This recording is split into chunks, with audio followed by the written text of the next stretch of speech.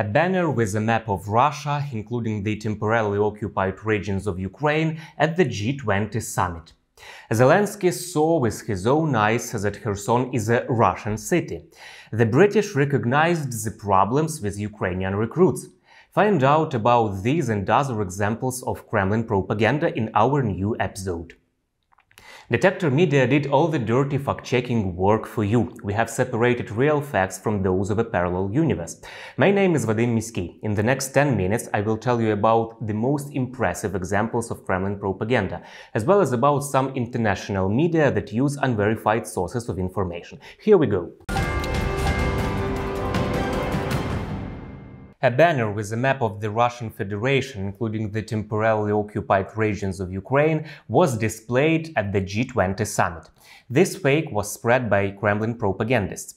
According to them, at the Belly airport, the Russian delegation was supposedly welcomed with an updated map showing the temporarily occupied Luhansk, Donetsk, Kherson and Zaporizhia regions of Ukraine as part of Russia. This is not true. The host of the forum, the president of Indonesia, demands to stop the war. Being responsible here also means that we must end the war.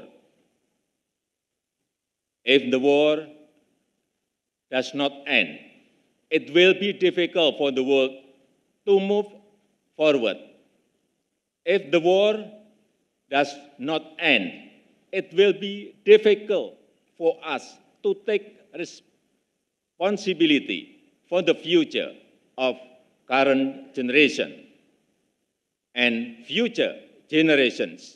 Stop Fake fact-checkers wrote that Russian propaganda Telegram channels were the first to spread the news about the map of the Russian Federation with the occupied territories. There are no other photos of this map online. Even Russian media used the same photo as the Telegram channels to illustrate the fake, a map with the temporarily occupied territories of Ukraine marked with circles.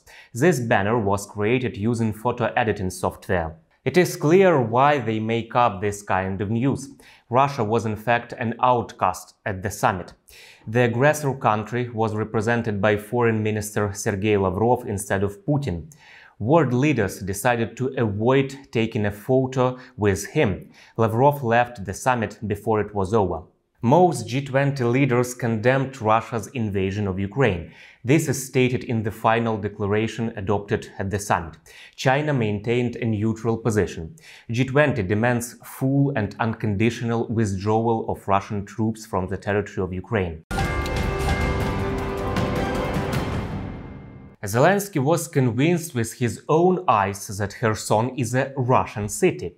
This fake report was spread by Kremlin propagandists and anonymous Telegram channels. According to them, Volodymyr Zelenskyy was supposedly coldly received and even insulted during his visit to Kherson. They claim that the president was embarrassed by this reaction and didn't know what to do. However, this is not true.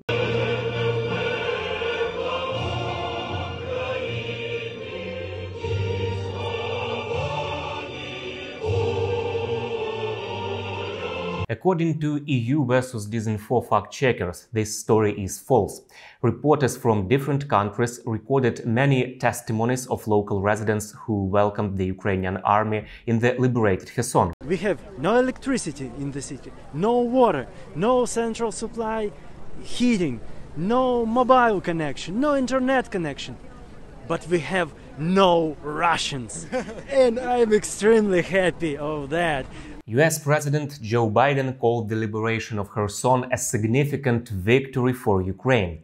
He also assured that Washington would not conduct any negotiation with Russia without the participation of Ukraine. First of all, it was a significant victory for Ukraine. Significant victory. And I can do nothing but applaud the courage, determination, and capacity of the Ukrainian people and the Ukrainian military. I mean, they have really been amazing.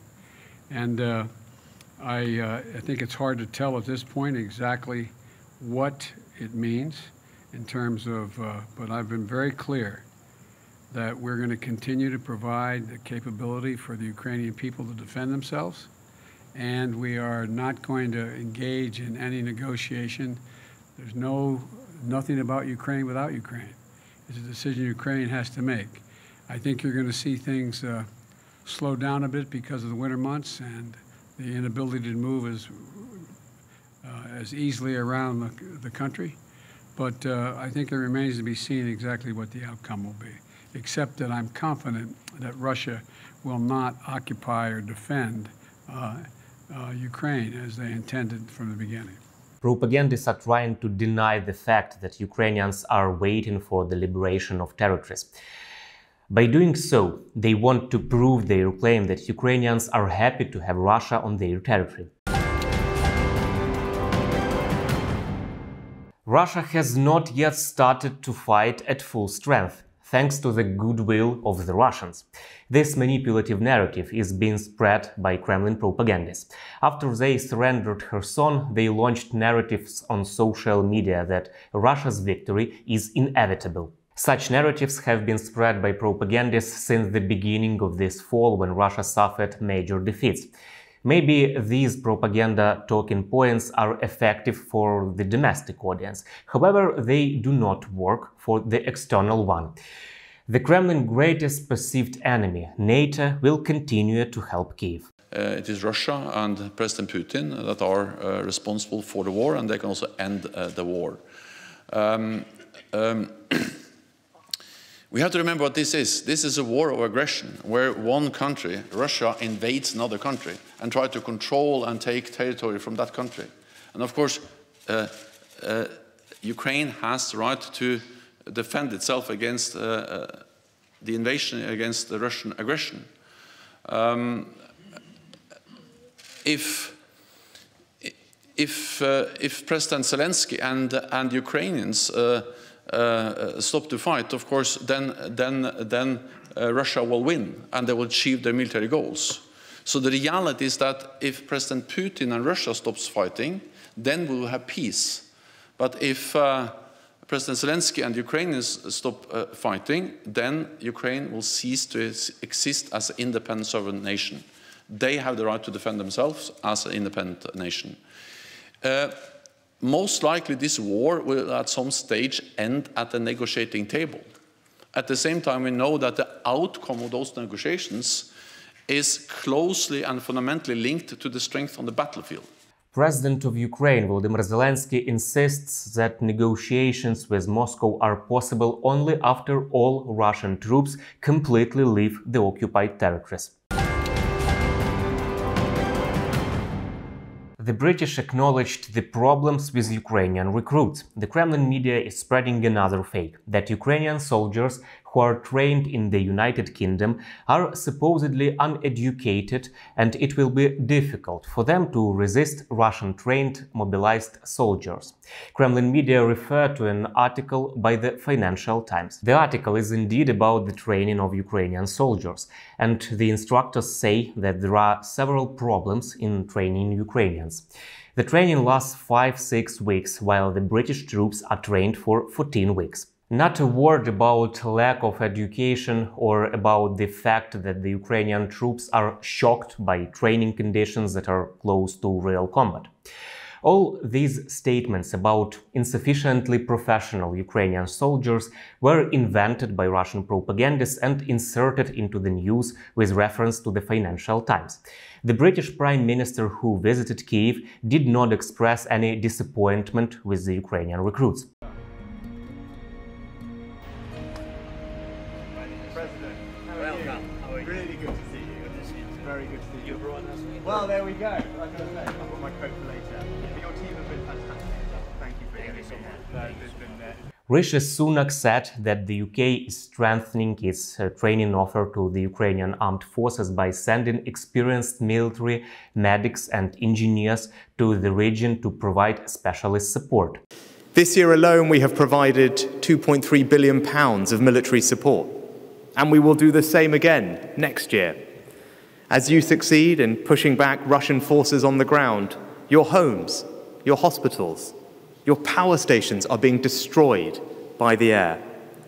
So to help you defend yourselves, we are today providing new air defense support, including 120 anti-aircraft guns, radar, and anti-drone equipment.